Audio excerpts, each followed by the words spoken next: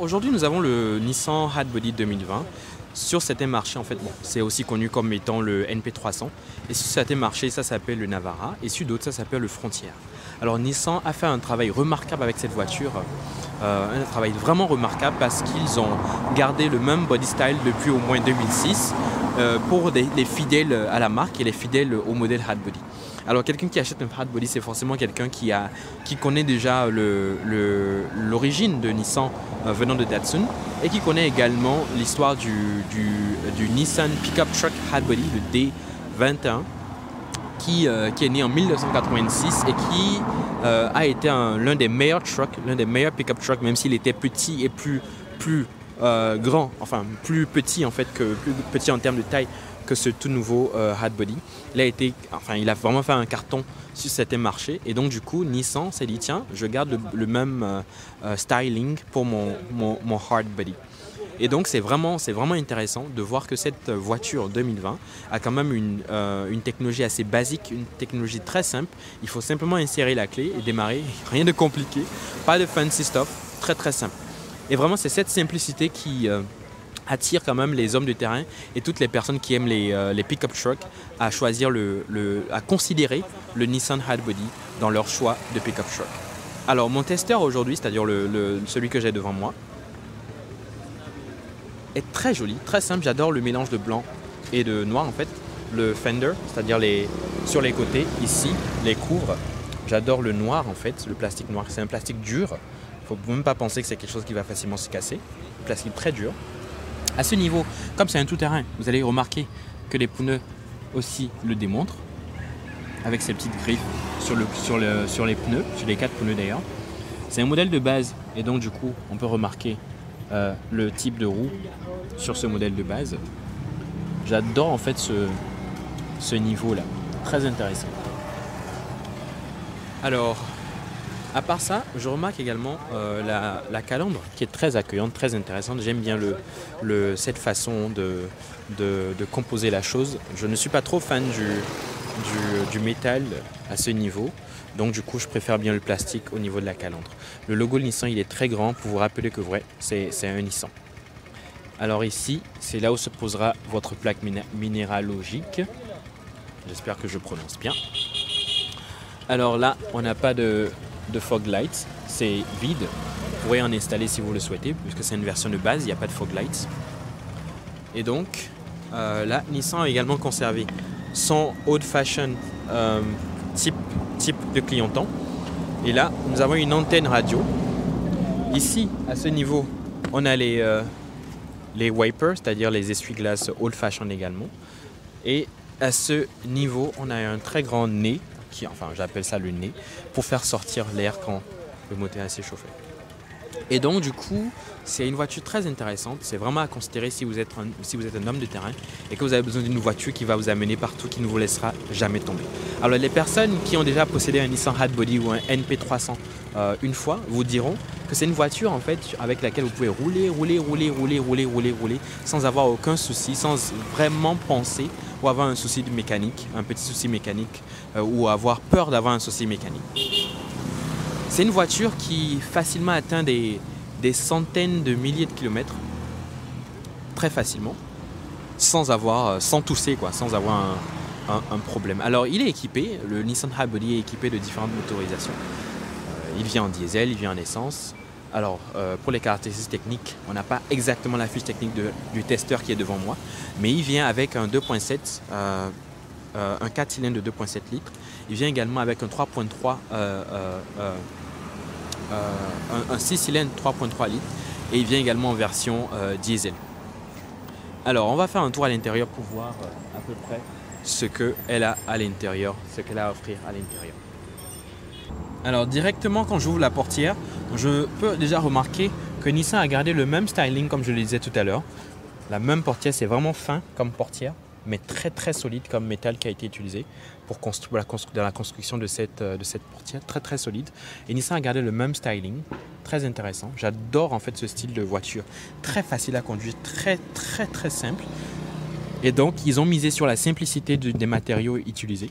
Et là vous avez le monte-vitre manuel, voilà. Et avec ça, Voilà, je descends ma vitre, c'est pas du tout électronique. Et même quand il n'y a pas de batterie, je peux descendre. Alors le problème, en fait, la difficulté ou le problème en fait avec les voitures trop modernes, en fait, c'est que si j'avais des vitres, électroniques, le monde vitre électronique, si ma batterie est déchargée et que mes vitres sont tirées vers le bas, je n'aurai pas la possibilité de remonter les vitres puisque ma batterie est déchargée. Mais avec ce genre de monte-vitre manuel, même si certains considèrent que c'est assez old-fashioned, c'est vrai, j'arriverai toujours à monter mes vitres, quelles que soient les situations, dans n'importe quelle condition. Et si je tombe en panne et que je dois garer ma voiture et que j'ai plus de batterie, je peux toujours monter les vitres sans aucun problème. Alors, ce qui est intéressant ici aussi, c'est les portes, en fait, le door handle, c'est-à-dire le poignet pour ouvrir la porte. Très facile, c'est très typique Nissan, c'est vraiment le style de Nissan, ce style de portière qu'ils ont gardé sur le Hardbody et aussi sur le Sunny qui est un ancien modèle de Nissan. Je pense que les anciens reconnaîtront ce style d'ouverture de portière que Nissan a gardé pendant longtemps. Alors, je n'ai pas de Central Lock ici, malheureusement parce que mon modèle est un modèle de base. Mais sinon, sur le modèle standard, en fait, j'ai un Central Lock qui me permet de bloquer la portière depuis le siège conducteur. Alors à l'intérieur, vous allez voir que également c'est très joli. J'adore en fait ce type de matériel. C'est vraiment, Nissan a vraiment gardé. C'est du hard plastique et Nissan a vraiment gardé. Il a conservé, le constructeur Nissan a conservé cet héritage en fait de la D21. Sur le volant, vous avez le logo Nissan. Très joli, bien incrusté. Alors vous avez les air vents pour la climatisation. Pour les clignotants, le wiper. C'est-à-dire le turning signal pour les clignotants. Et donc, avant de rentrer, vous allez remarquer qu'il y a une espèce de monte-marche en fait qui vous permet de vous installer confortablement. Et je peux monter dessus pour atteindre mon véhicule. J'aurais aimé qu'il y ait un genre de handle quelque part ici pour tirer avant de rentrer, un peu comme dans les Jeeps, mais bon, ça c'est mon avis personnel. On va faire un tour à l'intérieur. Hop là. Alors quand je rentre directement, je me sens très bien accueilli à l'intérieur de ce pick-up truck. Je fais 1m73 et j'ai assez d'espace en fait au niveau de ma tête. Et j'ai aussi, je suis très confortablement assis dans ce hard body. Alors là, nous avons un sun visor ici avec des instructions. Il n'y a pas de miroir ou quoi que ce soit, c'est rien de compliqué. C'est pas une voiture moderne de chez moderne avec plein de trucs bizarres. Et donc j'adore cette simplicité que Nissan a gardée sur le hardbody. Et comme je disais, ils ont essayé de faire exactement la même chose que Toyota a fait avec son Land Cruiser 76 Series. Le rear mirror. Ici, nous avons également un sun visor très facile à utiliser. En cas de soleil, vous pouvez simplement faire ça et cacher. Ou faire comme ça et cacher. Alors, à ce niveau, nous avons un genre de old-fashioned système radio. Et donc, c'est très simple, très facile à utiliser. Là, vous avez menu, là, vous l'allumez, menu, sortie de disque, AM, FM, CD, très facilement switchable. Donc, du coup, je veux écouter la radio, j'appuie sur FM, je veux écouter de la musique à partir de CD, j'appuie CD. Et donc, bon, AM n'est pas nécessaire, nous sommes en Afrique et donc ça ne marche pas, mais au Canada, ça marche très bien, aux États-Unis également. Alors ici, je peux sélectionner le track, c'est-à-dire la chanson, je peux changer de chanson à ce niveau. Et je peux également rechercher une station radio en cliquant sur l'un de ces boutons-là. Alors à ce niveau, nous avons les air vents qui sont assez simples. Nissan a voulu garder une simplicité, comme je l'ai dit au départ, avec son hardbody. Le hazard, les 4 clignotants, c'est-à-dire le turn-in pour allumer les 4 clignotants. Ensuite, nous avons le switch pour la climatisation, très simple. Et ça me rappelle beaucoup aussi, ça me rappelle également comme je disais tout à l'heure, ça fait la 3e fois que je l'ai dit, ça me rappelle le Land Cruiser 76 Series qui a gardé également son style son style de switch pour la climatisation très simple, très basique, très accessible. Et donc là, j'ai la boîte à vitesse à 5 rapports. Et j'ai enfin, cette voiture est 4-wheel drive, c'est-à-dire 4 roues motrices. Et donc j'ai le switch, en fait, le knob et le switch pour le differential. Alors, à ce niveau, j'ai un glove box, c'est-à-dire une boîte à gants très basique, comme la voiture elle-même, avec des instructions Nissan. Je ne sais pas en quelle langue elles sont. On va voir le manuel utilisateur. Il est en anglais. Super intéressant.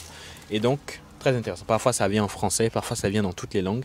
Et donc, je vois printing September 2017 and then printed in South Africa. D'accord, super. Intéressant. Alors, vous voyez, très facile. J'adore le son que ça produit. C'est satisfaisant, en fait, ce son. Regardez. Regardez. Très cool. Alors dans la voiture, j'adore en fait les sièges, en fait le type de siège qui a été utilisé. Et ce genre de voiture n'a pas forcément besoin de sièges en cuir et tout, pas de fancy stuff. Très facile, très basique, très accueillant. Là, comme c'est une nouvelle voiture, il y a toujours les sachets qui sont posés sur les sièges. J'ai pas envie de les enlever parce que c'est une voiture à vendre. C'est une voiture neuf de chez neuf. Et donc là, j'adore le soft touch en fait que les sièges procurent. C'est vraiment très intéressant en fait ce soft touch. Ça ne va pas faire transpirer, c'est vraiment très accueillant. Là sur la portière, rien de compliqué.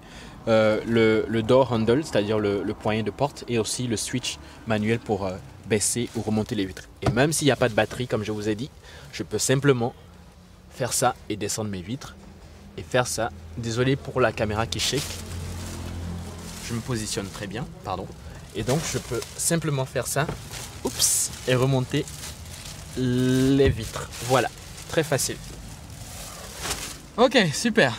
Et donc voilà, assez d'espace ici, rien de compliqué, vraiment basique comme pick-up truck.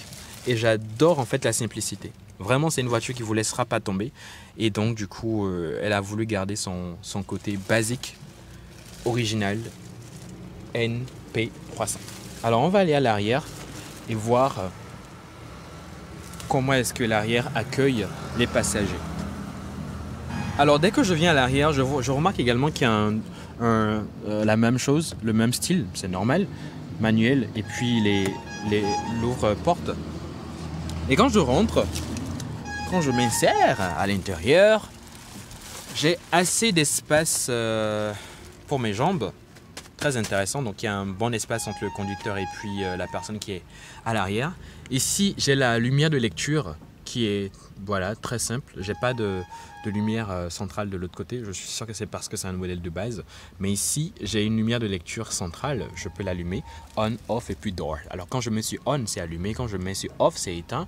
Et quand je me suis door, ça s'allume à chaque fois que j'ouvre. Pardon, ça s'allume à chaque fois que j'ouvre la portière. Et je ne sais pas si vous pouvez lire en fait ce qui est écrit. Alors on, là, je peux l'allumer. Je peux décider de l'allumer moi-même. Off, je l'éteins moi-même. Mais quand je le mets sur door au centre, à chaque fois que j'ouvre la portière, ça s'allumera automatiquement. Voilà. Alors ici, l'arrière peut confortablement accueillir, je vais dire, trois adultes, 3 passagers, sans aucun problème. Et donc, ici, à ce niveau, quand vous tirez, vous allez voir cette espèce de petite voilà, corde en fait, dans laquelle vous pouvez insérer votre doigt et tirer vers le haut. Alors, quand vous tirez avec insistance, avec de la force, ça ouvre ce niveau et donc ça vous donne accès. Ça vous donne accès à l'arrière du véhicule. Et à l'arrière du véhicule, en ce moment, vous pouvez checker, vous pouvez remarquer qu'il y a les instruments pour démonter le pneu et tout ce qu'il faut comme arsenal pour en cas de panne ou en cas de crevaison. Donc voilà, c'est caché juste derrière le niveau de siège arrière. Et pour fermer, rien de plus simple, on fait ça et on pousse avec force, voilà, et puis c'est simplement fermé, tout simplement. Donc voilà un peu le hat body. Nous allons passer à l'arrière pour voir un peu ce qu'il y a.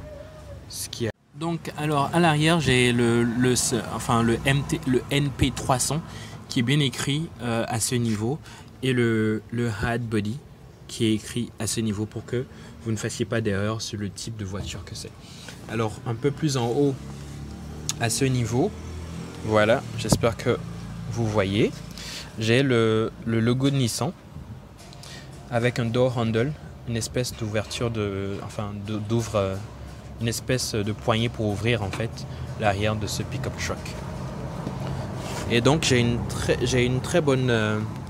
le bed n'est pas assez long, mais il est doté d'une très grande capacité et peut accueillir jusqu'à 900 kg. 900 kg de marchandises, de bagages, de tout ce que vous voulez. Voilà, donc nous allons repartir à l'avant, pardon. Et donc nous sommes encore à l'avant du véhicule. Je trouve que c'est une voiture assez stylée. Il y a une voiture juste à côté, mais bon, je pense que c'est assez stylé. J'ai également, alors comme je suis chez un concessionnaire, j'ai également le hat body en plusieurs couleurs, enfin en plusieurs exemplaires, pardon, jusque là-bas. Mais mon tester, il a été lavé spécialement pour l'occasion.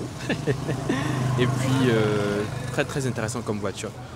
Voilà, donc c'était ma petite présentation du Nissan Hat Body, encore appelé Frontier sur d'autres marchés, encore appelé Navara sur d'autres marchés, et une voiture très solide. Et Nissan a su conserver le côté